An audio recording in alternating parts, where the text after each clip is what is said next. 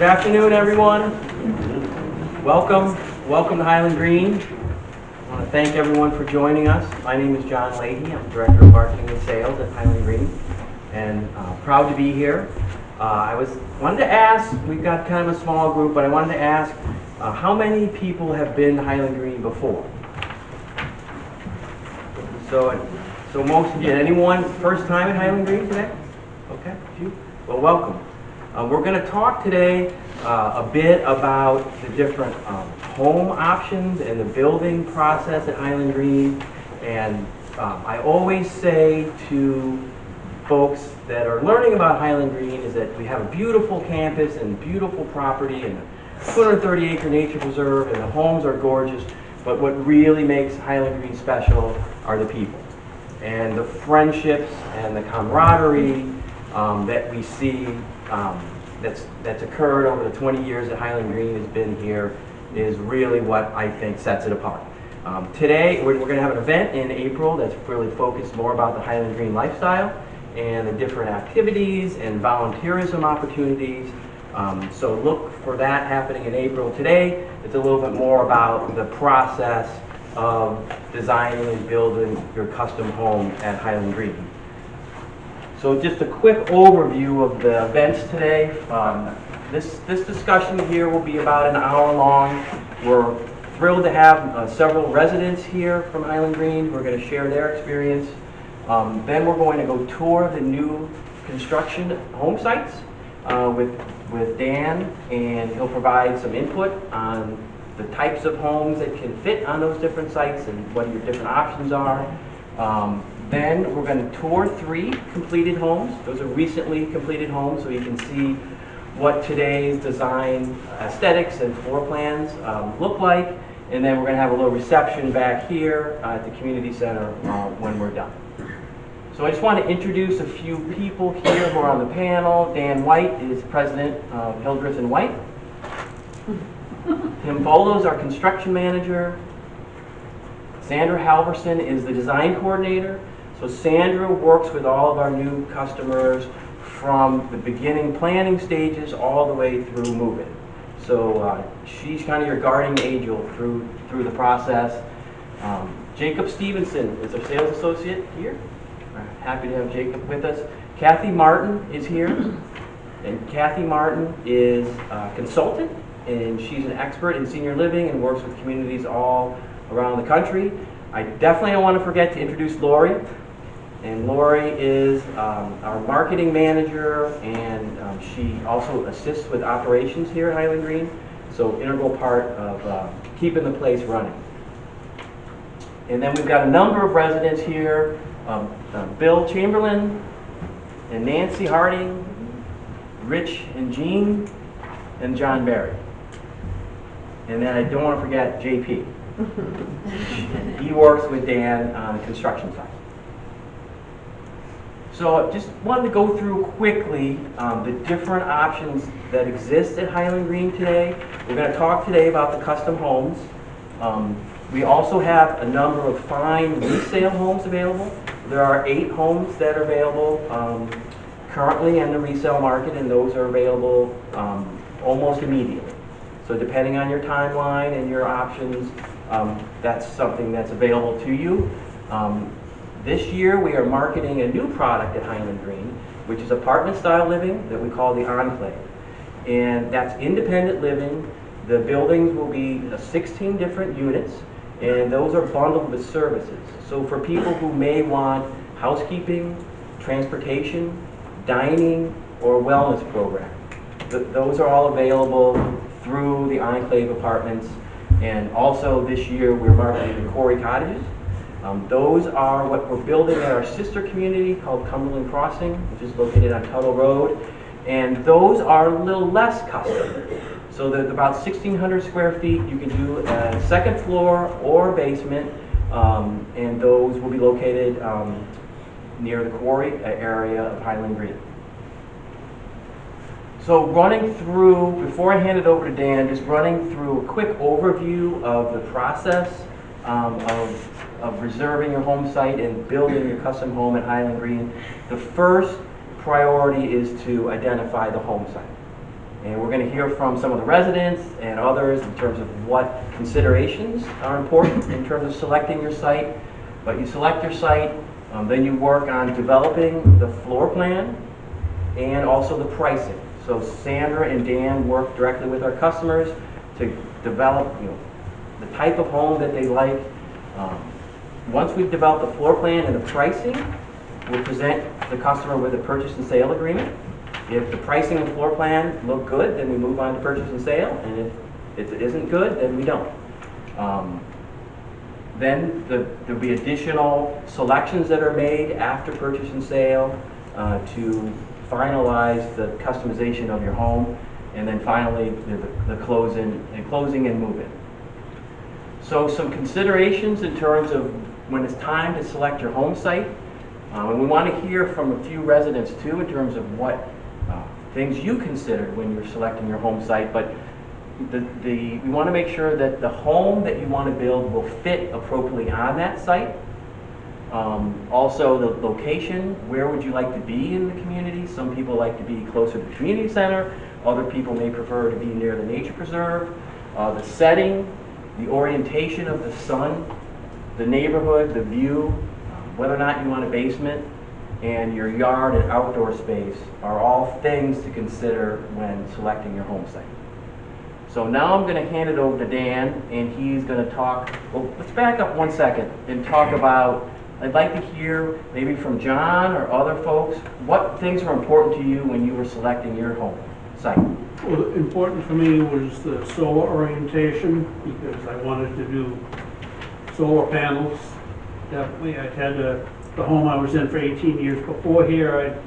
I had passive solar, which worked well, but I decided it was time to do solar panels on the roof. So having the roof oriented the right way was important. And actually, with the home, basic home model we picked, Dan agreed to change the roof orientation on that house. So the roof was not the standard for it. So I had a roof that faced perfectly for the placing solar panels. And they even tweaked the foundation a little bit from the original plan by 5 degrees or something, just to maximize that. And I also wanted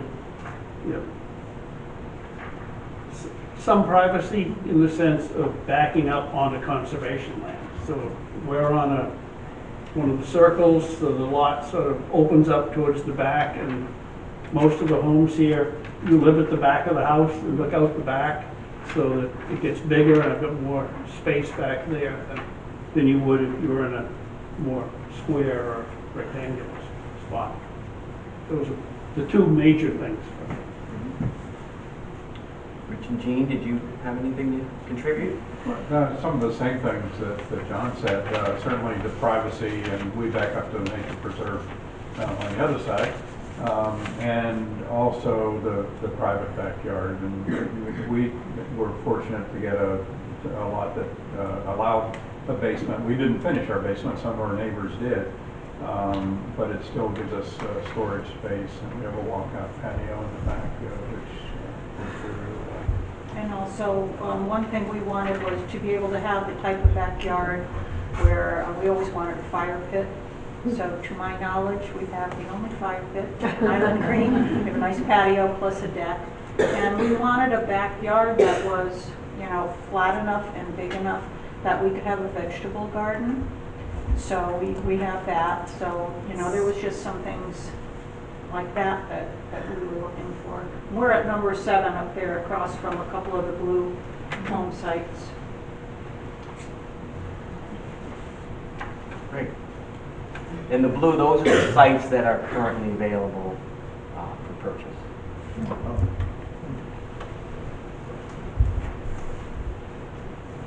Anyone take it over?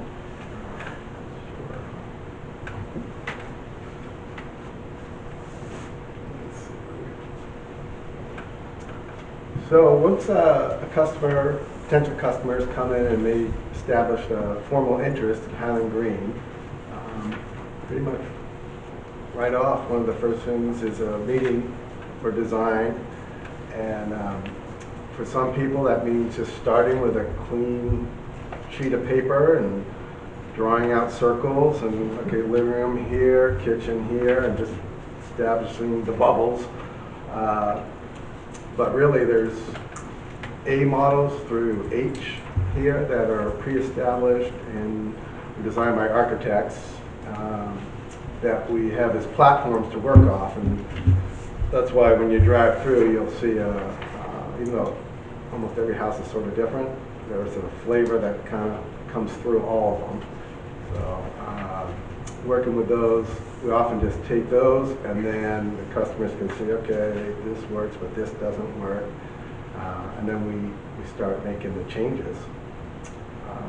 So if anyone's built a house before, you know, the perfect thing to do is to build a prototype house and then build your real house, but that's not real practical. Fortunately, having built 60 to 100 houses up here now, we kind of get the benefit of what others have done, so we know what works and what doesn't work, and you can benefit from that. So you don't have to reinvent the wheel completely. One important thing, I think, in the process, and the residents have been so gracious in helping support the sales, is by opening up their homes for potential buyers to tour. So it's just integral to the sales process, and for our customers, it gives you a tangible opportunity to look at an existing home and not just look at the blueprints or the floor plans. And usually, tell me if I'm right, Dan, the final product of people's homes is a hybrid of several other homes that they've looked at. So you can take certain features from homes that you like and integrate them into your personal residence. Exactly, yeah. And you know, looking back through some of the old folders, it's kind of scary now. What we used to use for design software was strictly black and white, 2D. Now today we're using 3D software, and it gives us a chance to really lay it out, and you can actually literally walk through your house. We haven't got to the part where you get to put on the eye goggles yet and do all that, but I think it's coming. So I don't know if we have pictures that go there, but yeah. So today we'll work up a floor plan. Let's see.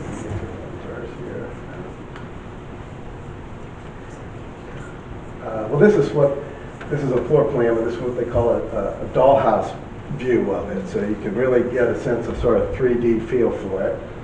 And we can give you interior shots now. So you're not just looking at, it's hard for people, unless you're working with blueprints all day, every day, to translate what you're seeing on a piece of paper to what it might really look like and feel like. That's why it's helpful to be able to go to other people's houses. But here now we can really get a 3D feel going for you with your design. And put in furniture, put in lighting, pick out countertops, and it gets it pretty accurate. You can set it, get different elevations of the house. You can go all the way around, bird's eye view. So it's really like it can be like almost a hummingbird going around your house. Checking it out, and set the lighting for the time of day and shadows. And this is the one we're working on now. You can see, so this is what the customer is going to be getting as of today. This is just a far cry from what we had even 6 months ago or a year ago. Yes, it is. JP is now on board with us, and he's on board for a couple months, but he was an architecture major in college, and then he's been working out in San Francisco at helping a commercial company build headquarters for Uber and Facebook, and decided he really likes the residential world. So he's coming back, and he's driving the bus on the technology that's helping us take you into the 21st century here. So that's really what we do. We work up the floor plans. After floor plans, we can generate 3D, and then you can really get a feel, and then go through all the different finishes, crown molding, no crown molding, wainscoting, types of flooring, it's almost limitless. And then get you to your house before it's built, so you can really see and get a feel for it. Question. When driving around, I notice there's quite a range of house sizes. Can you give a sense of minimum to maximum square footage kind of range? Sure. The most popular models tend to be the C and E models. And the C models start at 1,575 square feet, but honestly, no one's built one that small. They seem to always add on at least a little bit, and it takes it to, I would say, a realistic minimum is right around 1,800 mark for all square footage on one floor. A large size on one floor might then be the high twos, you know, a 2,800 square foot. That's about as big as it seems to get on one floor. Some people then finish upstairs or downstairs, and or. So I think the most square footage we've seen up here in our 10 years or so has been around 4,100, maybe 4,200 square feet. Lisa? I would just like to add to that, though, that because of the trusses on the roofs, many of the houses look like they have a second floor, Right. and they really don't. So as people driving around here for the first time may think the houses are a lot bigger than they really are.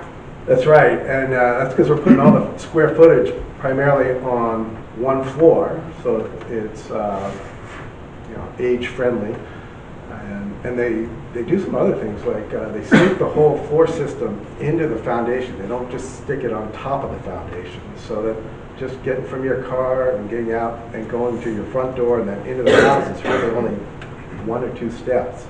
If you go outside Highland Green, go in the regular world, you're going to see a lot more because they're putting that house first floor on top of the foundation. Just little things like that. The doors all tend to be, average door in an average house is 30 inches wide. Up here, they're going to be 2/10, so 34 inches wide. That's enough for walkers and wheelchairs, friendly. So they're not true ADA, but it's got some of the ADA features that make it easier living. When you go from your car in the garage into the house, it's usually just one step down. So, but the trusses, at least what I was talking about, because it's all one floor, you get a long run from the front wall to the back. And these trusses are big to make that span all the way front to back. But being trusses, that means you can pretty much have free reign to move walls on the inside of the house. But it means if you go in during framing and look up, it's quite voluminous what you're seeing above you there.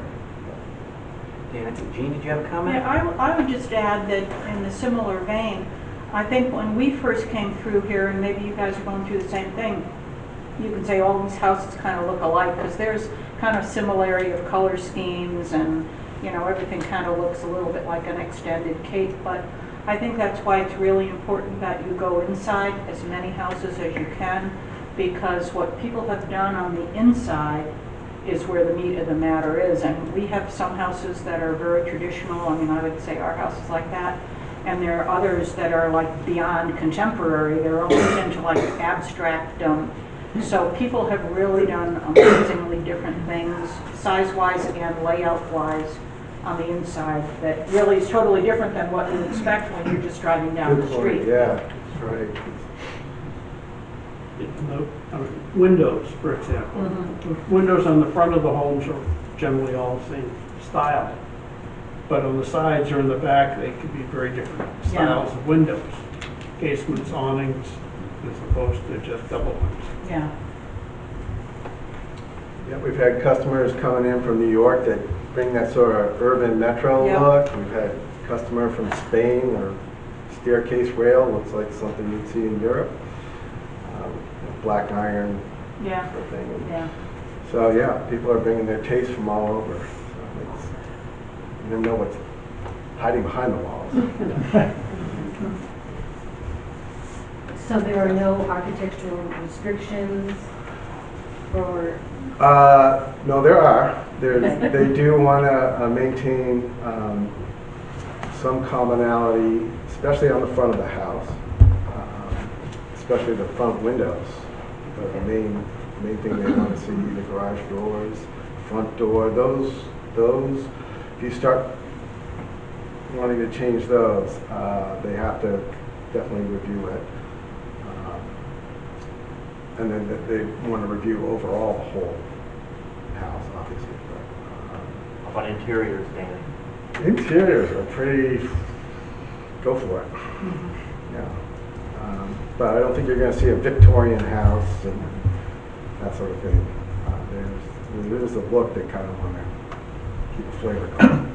I think the phrase that Dan used with us was that there's a Highland Green DNA. And you see the DNA on the outside. Inside, there's really not a DNA. Yeah. Does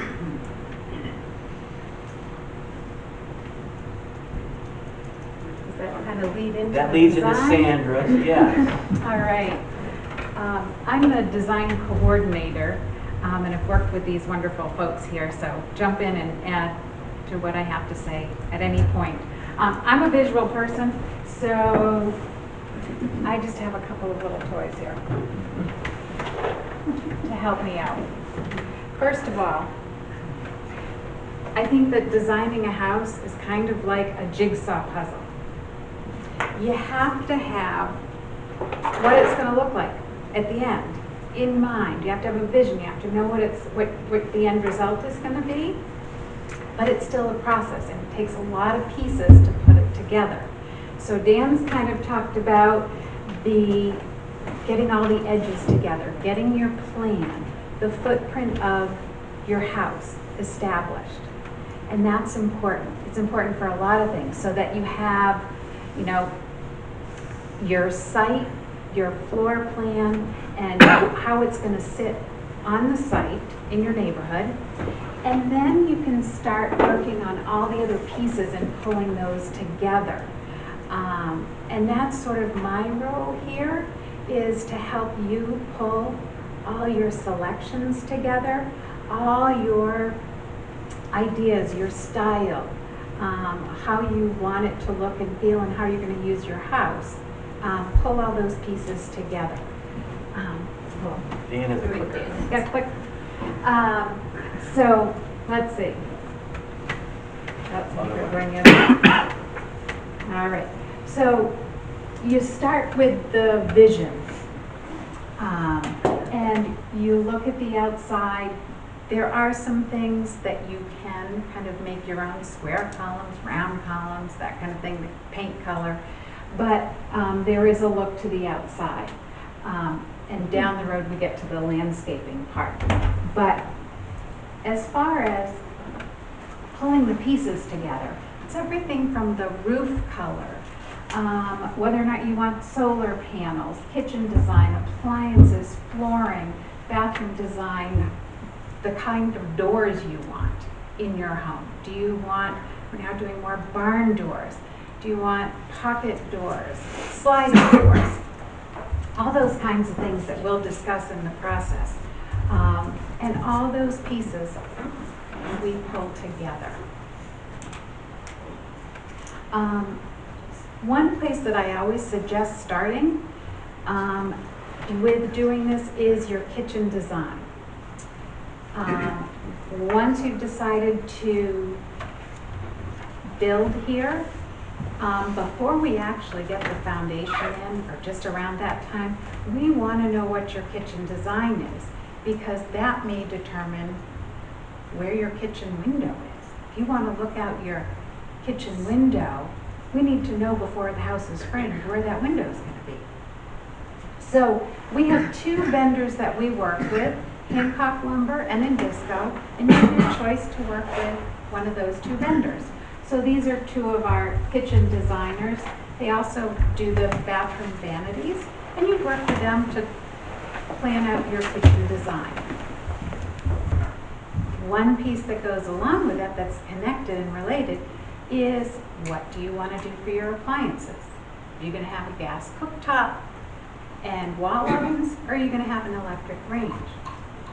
All those kinds of questions we'll be asking you, and we'll pull those together for your kitchen design. As we go, here's a couple of kitchens to look at. Recognize them? This is Bill and Nancy's kitchen right here, probably before you moved in. So you see appliances in here, you see flooring, sorry about that. Plumbing fixtures. Are you going to have one sink or two sinks? So we'll work out all the plumbing selections that you'll want. Electrical, lighting. There's all kinds of pieces that come together in this. Backsplashes, you name it. In the back, the kitchen designer will also help you with bathroom vanities. So that's also with the kitchen designer. These pictures here show a little bit, again, of the vanities, but also some of the plumbing fixtures, what you can do with shower doors. Sometimes people are having them the shower floors recessed now. We like to know that ahead of time. Tubs, soaking tubs.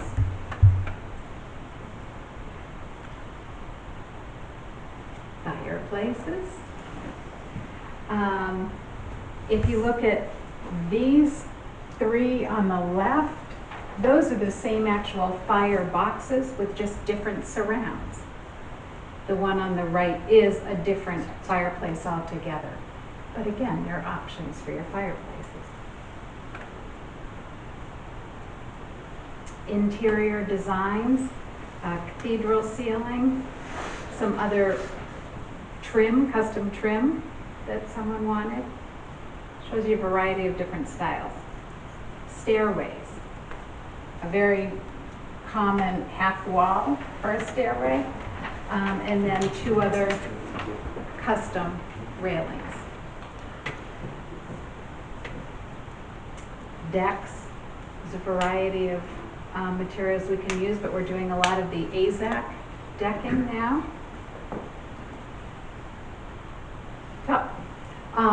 And so I pull all those pieces together in a checklist. I have a big binder that I keep track of all your decisions and selections. I try to have those done as early in the process as possible, because that's also going to help the electrician and the plumber. I'd work with you with setting up a meeting with the electrician and the plumber so that we know everything that you could possibly want or need behind the walls, so that you can have everything you need as far as electrical and plumbing. I pull all of those notes together and hand them over to Tim, who is our project manager, and he puts it all together.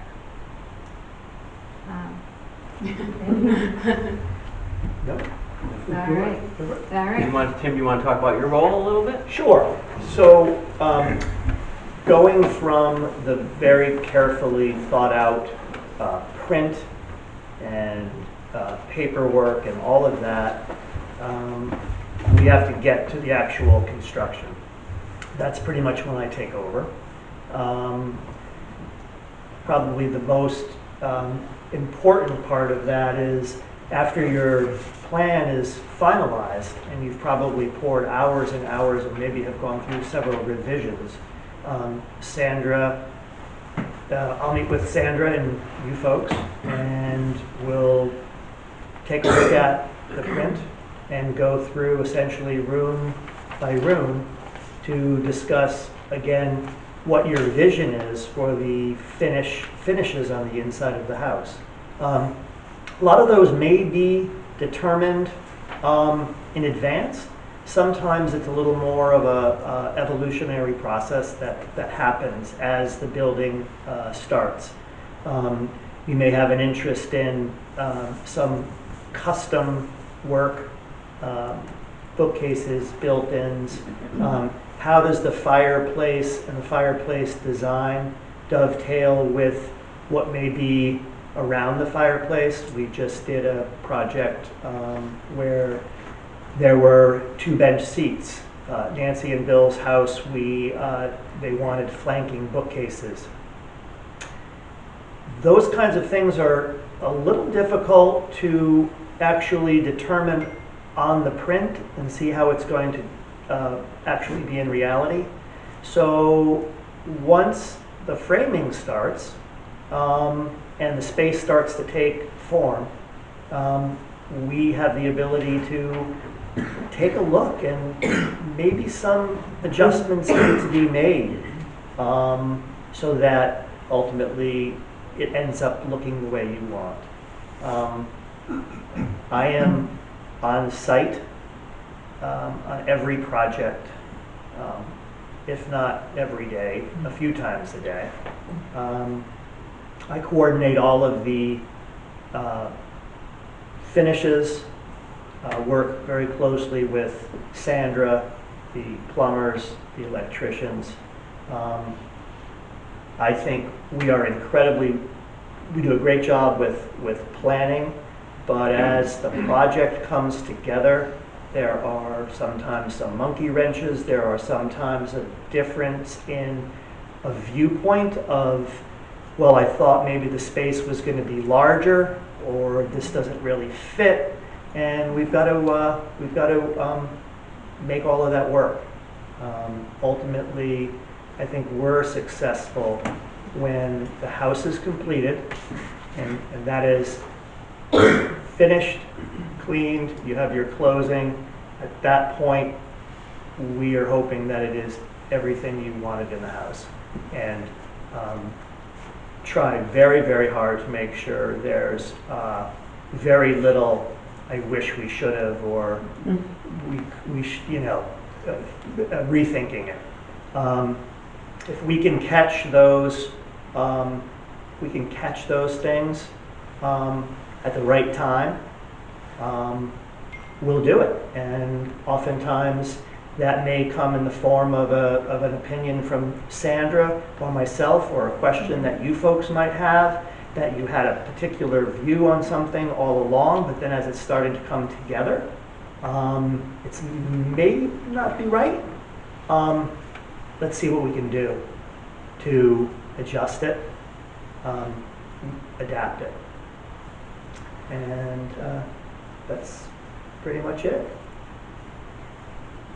Yes? Who does the custom finishes? Do you do them? Do you have vendors that do So, them? Dan Hickson White, we have a collection of workers, subs, that have been with us for a long time. We have a couple of different Finnish carpenter crews. And so what will happen is, if you want to do built-in bookcases, like Bill and Nancy, we'll talk about, you want that to be a more contemporary looking unit, a more traditional unit.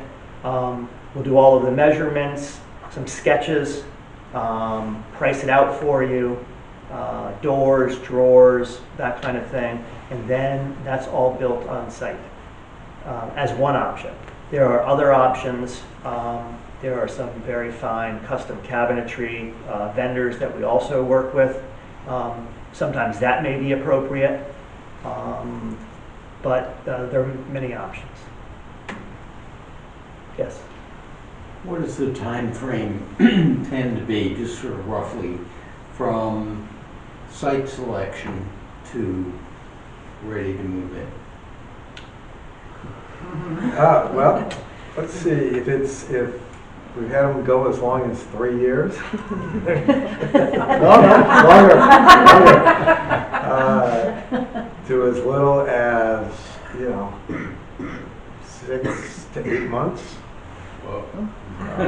It depends what track they're on. Some people just will come, reserve a lot, and not say, I'll be here in 2 years. And then that gives them 2 years to work out all the paperwork.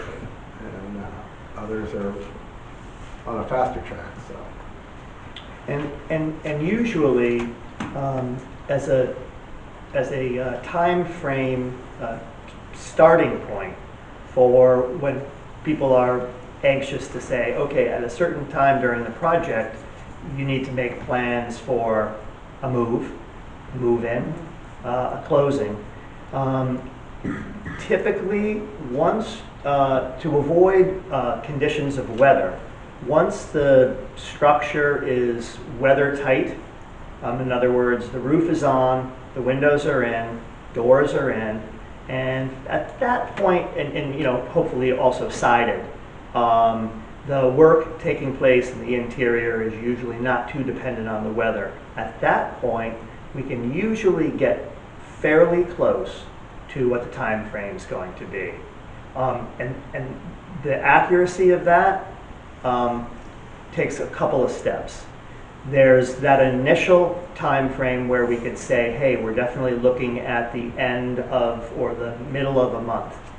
And then to try and hone that even more, typically once the drywall is completed, we can be very accurate as to when the project will be finished. The other influencing factor is whether it's an existing site or street if all the infrastructure is in. Yes. So for those sites that were in blue on the plan, the infrastructure is already there. So that also helps with making everything possible to do the foundation that much sooner. Right, if you're the first house at the end of a cul-de-sac. That being said, from committing to moving in, for us, was actually slightly less than a year. Yeah, just to clarify, ours was almost 3 years, but that was our choice. We had some limitations on when. So we squared that away with everybody, but, you know, if we're going to commit to this, but we can't move in before X, Y, Z. So they just did everything else all around us and then did ours last time. And ours was less than a year. And that's why a couple of different steps as far as pinpointing the completion. By the time we're hanging drywall, we've had a couple of meetings, whether in person or phone conferences. We've built several homes where the clients were present at the time the hole was being dug, during very rough framing, and then the next time they show up, the house is 100% done. And so that's one scenario. The other scenario is a project we just finished. I'm not sure if you're going to get over there or not, but on Larch. The homeowners were living here through the entire process. So they would check in every day. Yeah. Generally speaking, we ask our customers, you know, when you would like to take occupancy of your home, and then we work back from there. And we do have a program. Sometimes there's a quandary for people who are interested in moving to Highland Green who have an existing home to sell. You don't know how long it's going to take to market and sell your home. So we have a program in Highland Green. If you put a reservation down and sign a purchase and sale to build new, and your existing home sells before your new home at Highland Green is ready, we will find you a home to lease at Highland Green. So it gives you the opportunity to live at Highland Green, to get to know the community, to watch your home being constructed and be involved in that. And then when your new home is ready, then we just transition you to that. So I think next we're going to hear from Kathy, who's going to share. You back. So you've heard about how we put the house together. I'm sorry I don't even have my back to you. You've heard from these great builders and contractors. You've heard about finishes and you've heard about details and residents that are happy. So this is the major piece that you're going to go. This is the community itself, and the people that live here are extraordinary. and they care very much about their neighbors. And they'll go out of their way to welcome you and bring you in and have you a part of them, or not. It's up to you what you want. If you're not quite ready to design your house, but you know what site you want, how do you deal with it? So we really ask people to try to identify what the best case scenario would be for your move-in schedule. And then we will commence the construction at appropriate time frame to deliver your completed home when you'd like to move in. We have 6 home sites that are available today. We expect those to go this spring or summer. We will have additional future home sites in phase 4. But today, those 6 sites are what's available. In addition to the 8 resales and the Quarry Cottage sites, we're also taking reservations for those. And when is phase 4? Phase 4 will probably open up this summer after the other 6 sites have been sold. Yes? I did have one question, and it probably goes to multiple people here, but just, John made a comment about having been passive solar, now going to panels, energy systems, probably you from a design point of view. How much are you putting into, or are you actively going to try to design energy systems, minimize energy, to maximize site location and passive solar rather than active? Or is it an option? I look at overhangs on buildings, for example, out there. I don't see any overhangs in general. So I'm just wondering what you guys really, is there limits on what you're willing to do on that, or where are you going on that? I don't think, correct me on this, I don't think there are a lot of limits, but I think it's largely up to you to push the envelope. I was the first home in Highland Green that did not have a boiler. I heat with heat pumps, so I generate all my electricity on the roof. I have an electric water heater instead of a gas-fired boiler, and I have heat pumps in the house that provide the heat. I look at it, that's every month when I pay CMP the $12, which is my utility bill, and I don't worry that's air conditioning or it's heating, you know, that's not going to change significantly ever. That may go to 13. But I mean, it's not, you know, I know what my utility cost is going to be. I did extra insulation because I wanted to do that.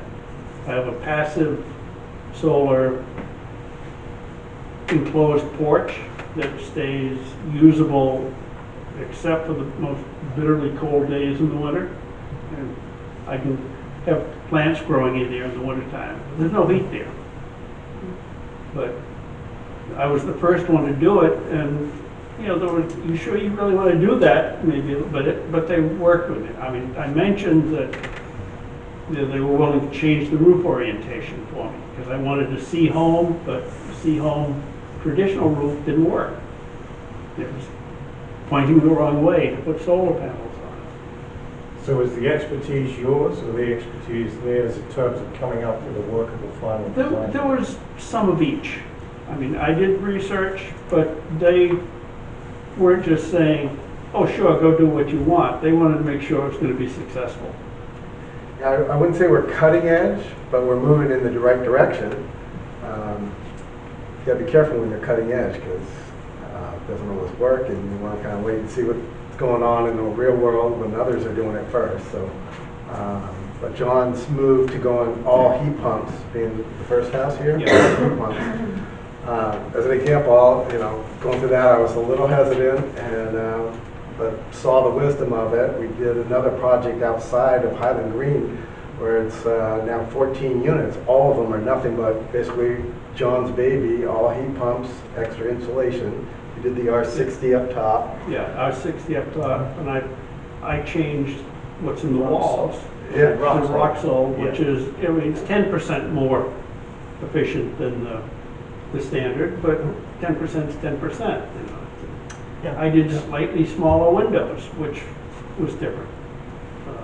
A number of factors, both from heat loss And also, I wanted to be able to put furniture in front of a window. So, but they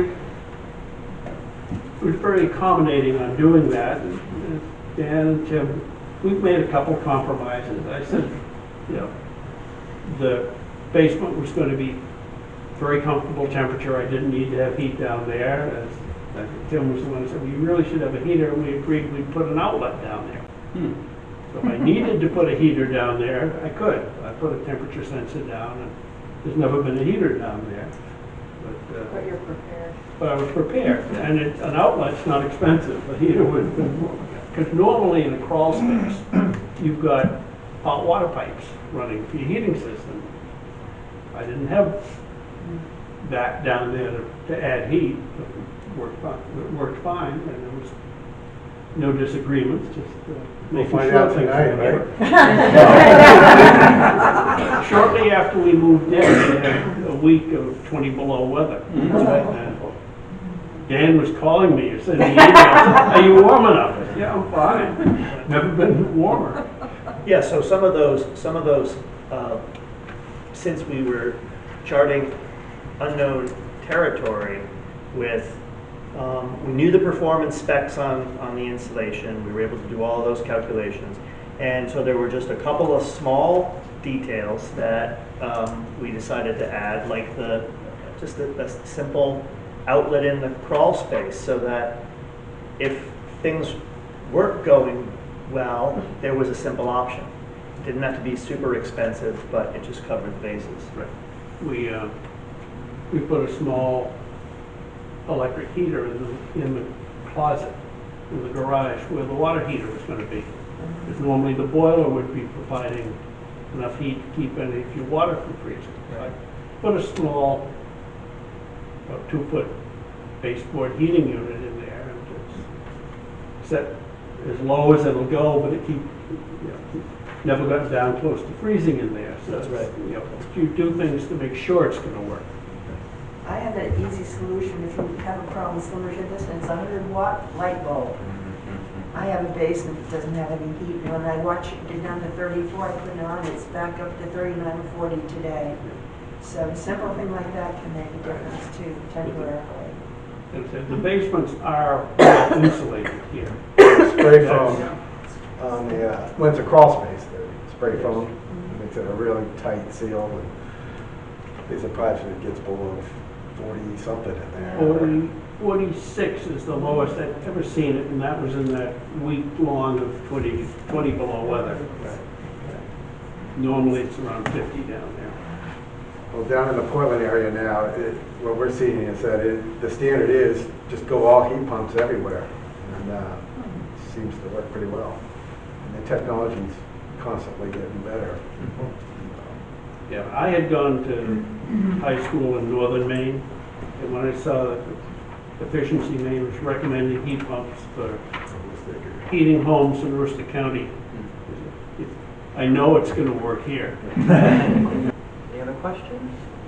So before we wrap up, since we have the benefit of the residents here, I just wanted to pose like 2 quick questions, and you can chime in if you'd like. I guess they would be, one, do you have any tips for any of these marketing guests today who are considering Highland Green in terms of designing and building your home? And then the other one would be, do you have any particular favorite features or rooms of your home at Highland Green? Rich? Well, you probably picked up on it from what Dan and Tim and Sandra said, but I mean, our experience was that, you know, the upfront planning is critical. The more that you can visualize for yourself, where, you know, even down to where you want particular pieces of furniture, where you may need outlets, where you may need to relocate heating or something like that. And then presence during the process. I know Tim suggested that there have been some where the people showed up 3 times during the process. We wouldn't recommend that. We were here probably once a week because we lived in Wyndham, only an hour away. And, you know, despite the great planning, despite the great builders and the great project management, that, you know, sometimes somebody just reads the plan a little bit wrong, and you got to tweak something. And it's a lot easier to tweak it when it's framed and there's no drywall and there's no electrical and there's no heating system already in place and all that. So that would be my tip is, engage yourself all the way from the beginning to the end. This is our fourth build. I would say it was our most complex because the great thing is you can do a lot, but the hard part of that is you have to do everything. And you gotta, there's very little that you're forced into. You gotta make all those choices along the way. In other words, when you're building a custom home here, it's a little different than what we had been used to in the past, where there's no, shall we say, a basic package, like this is your cabinetry in your kitchen. If you're gonna come in, this is this, and this is what's included in the bathroom. There's nothing included in that sense. I mean, you just have to go to the kitchen place, and you go here and you go there, and you start from scratch and build your home. And it's kind of different. You don't have something to work off of, so you just have to have all your lists and really work closely with Sandra and figure out exactly what it is you want. And I would add to that, and I totally agree with you, but first of all, Sandra was just unbelievable in the process. I mean, seriously, because you think, you've picked a certain color for something, and you go to, put a fixture in, and do you want, brass or this, and she's going, now wait a minute, remember this is what just so that there's a lot to keep track of. And I'm reasonably organized.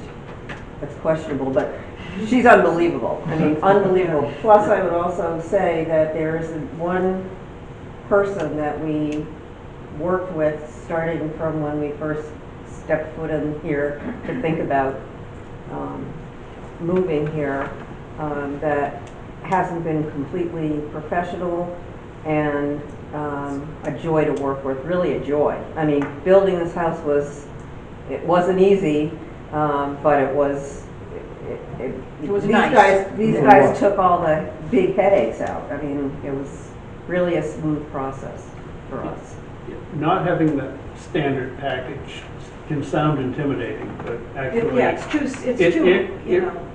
Sandra makes sure you get all the questions done in the right sequence. Right. So it's not bad. This is the second custom home I've built.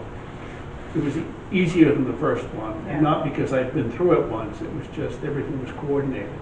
I also found, when my sister built and moved in here last October, and I went along on many of the meetings because I was transportation. She was from Michigan. But I find when you're looking at colors and stuff, I could look at Sandra, and she's advising you sometimes in her facial expression. Is this really going to go with the decision you made before? We all talk about the look, right? Yeah, she Sandra keeps gives you you the on- look, and you don't know what's wrong, like you know something is wrong. And that's a great resource. I can only echo all of that and say, they talked about how organized Lori is. Yes, you are, but Sandra's remarkable, and that binder that she has on each one of the houses becomes your guide with her. Nancy said it was not easy.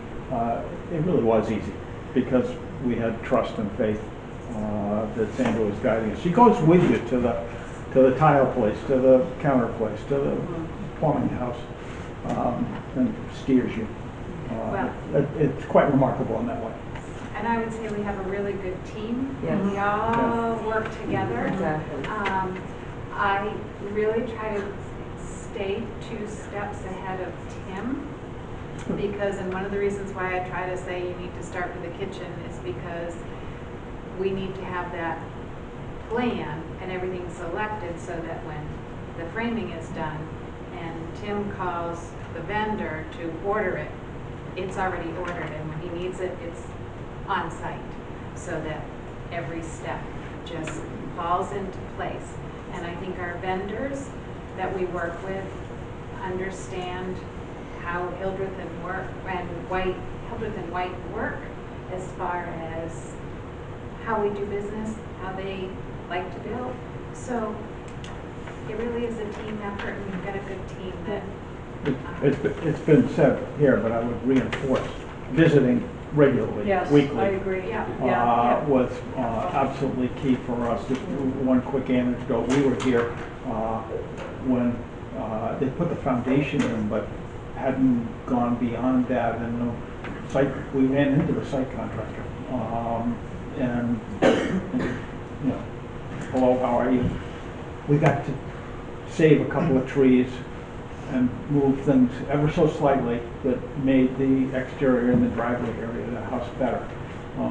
If we hadn't been here, it wouldn't be quite as nice. One thing about the community too is that, because you're not gonna be here all the time, but on these 6 sites that are available, there are neighbors around. Right. And you'll get to know them before your construction starts, probability. And I found, we had a neighbor who's taking pictures So for we us. did that for You know, our neighbors. almost every day while we were gone. I'd get an email with 3 or 4 pictures, what happened today. So, and because the people here are willing to do that for you. Somebody probably did it for them, it helped them, so they're passing it on. One of the other things about the community that people say, people are everybody's new here. Everybody's from somewhere else. And so they welcome you in. Friends become friends, but people have each other's backs too. And we've only been here a few months, but we've certainly learned. Terrific. So I'm just going to wrap up here before we go out and look at the home sites and also homes to tour. Just a real quick kind of summary of the process of reserving your home site and building your home. It starts with a $50,000 refundable deposit. So that holds your home site for you. Then you work with Sandra and Dan to develop your floor plan and what finishes you want. We come up with pricing, basically a spec list and your floor plans and what your price will be. We present you with that price. If that looks good, you sign the purchase and sale and we move on. If it doesn't, then you don't have to move on and your $50,000 would be refunded. And the basic payment process is progress payments over the course of the building cycle. 30% due within 30 days of P&S, the next 30 at substantial completion or shell, and the final payment right near move-in and closing.